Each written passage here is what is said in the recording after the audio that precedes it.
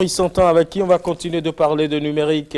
Il nous parle aujourd'hui des cookies, ces cookies des biscuits. Oui, même des biscuits numériques. Mais nous font-ils du bien ces biscuits-là? C'est une grosse question. Maurice Tantan, venez vous asseoir pour Culture Numérique. Regarde la première.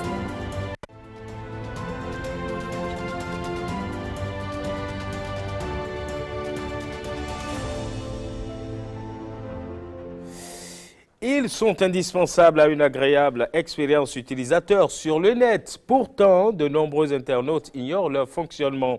Je fais partie de ces gens-là, parfois même leur existence, les cookies. Ces bouts de texte enregistrés durant notre navigation sont au menu de Culture Numérique de ce jour. Maurice Santan, bonjour. Bonjour, c'est Jayaka, bonjour à tous et bonjour à toutes. C'est quoi un cookie? Un cookie, en fait, en anglais, ça signifie biscuit. Ouais. Voilà.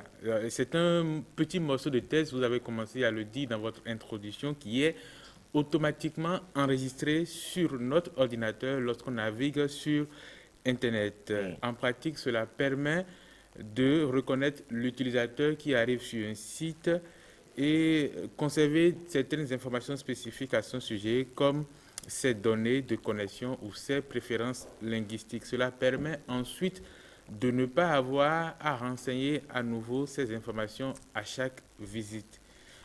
En réalité, les cookies ne sont pas un concept nouveau. Il faut les envisager comme l'attitude du petit commerçant du coin chez qui vous allez vous approvisionner. Lorsque vous venez régulièrement chez lui, il commence à connaître vos habitudes, ce que vous achetez souvent. Ouais. Il apprend à vous connaître et à se souvenir de vos habitudes. Donc, comme je le disais, vos jours de visite, par exemple, vos goûts, vos exigences, etc. Lorsqu'il a ces informations enregistrées, il s'empresse de vous servir, de vous satisfaire le plus rapidement possible lorsque vous arrivez. Donc, c'est la même façon que fonctionnent les cookies. Donc, lorsque vous arrivez sur un site, le site va générer un cookie qui est enregistré sur votre ordinateur.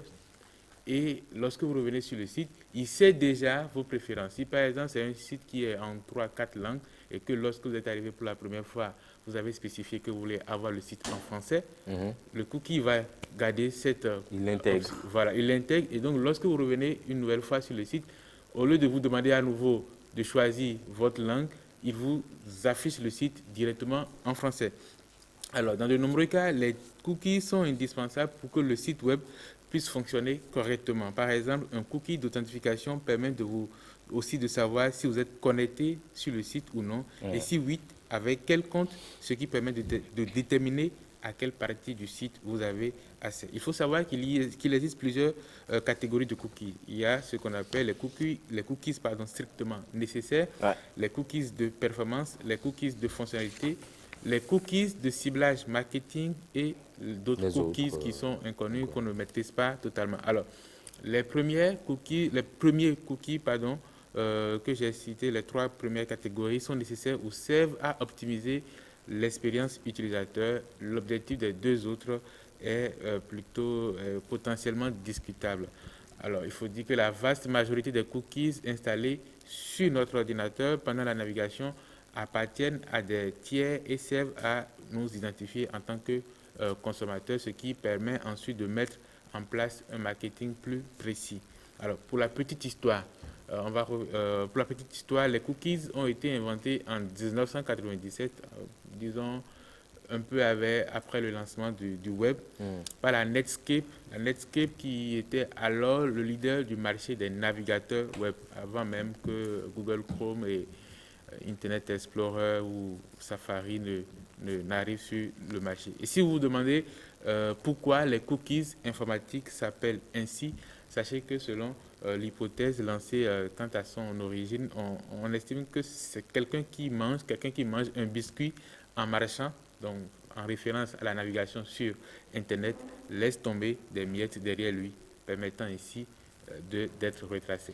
Alors attention quand vous mangez alors les biscuits, puisque c'est cuit deux fois. Alors, mais les cookies sont-ils dangereux?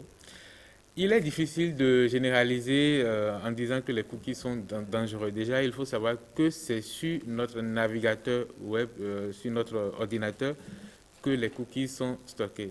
Donc, cela signifie notamment qu'il est impossible qu'un site web nous envoie disons, un module, un virus dans un cookie. Cependant, le puissant potentiel de personnalisation propre aux cookies constitue une arme à double tranchant. C'est-à-dire, d'une part, les cookies facilitent grandement notre vie, notre navigation sur Internet. Donc, à travers la personnalisation de l'expérience de navigation en permettant à nos sites web favoris de nous reconnaître et de nous proposer des services ou bien une apparence qui nous conviennent. Grâce aux cookies, le site web est présenté d'une manière spécifique à chaque utilisateur avec des suggestions adaptées à ses centres d'intérêt et à ses besoins. Le cookies donc, va nous permettre de gagner beaucoup de temps en nous évitant de, à chaque fois, par exemple, remettre nos informations d'identification.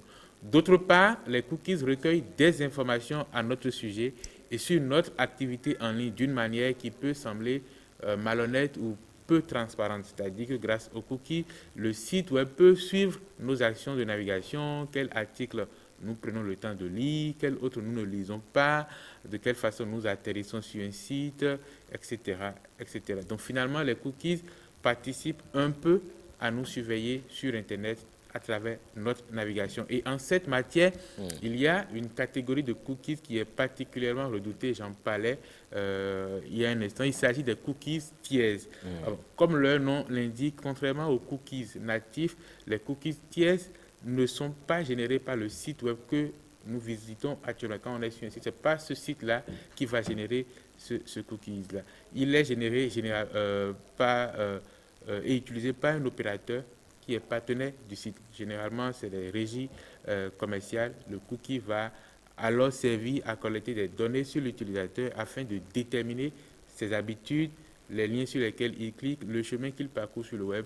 Et ces cookies tiers servent essentiellement aux régies publicitaires afin d'afficher une publicité très ciblée aux visiteurs. Je ne sais pas si ça vous est déjà arrivé, vous allez sur Internet, sur un site marchand, vous recherchez un téléphone portable ou bien une paire de chaussures, pardon, et vous quittez, vous n'avez peut-être pas acheté la paire de chaussures sur le site marchand, vous allez sur un autre site, Facebook par exemple, et comme par magie, vous voyez des publicités de paires de chaussures un peu partout lorsque vous continuez à naviguer. En réalité, c'est le cookie tiers qui permet de réaliser ce ciblage marketing-là. Oui. Alors, ça va être ma dernière question. Comment peut-on gérer les cookies? La gestion des cookies est relativement simple d'une façon générale. On peut tout simplement les refuser.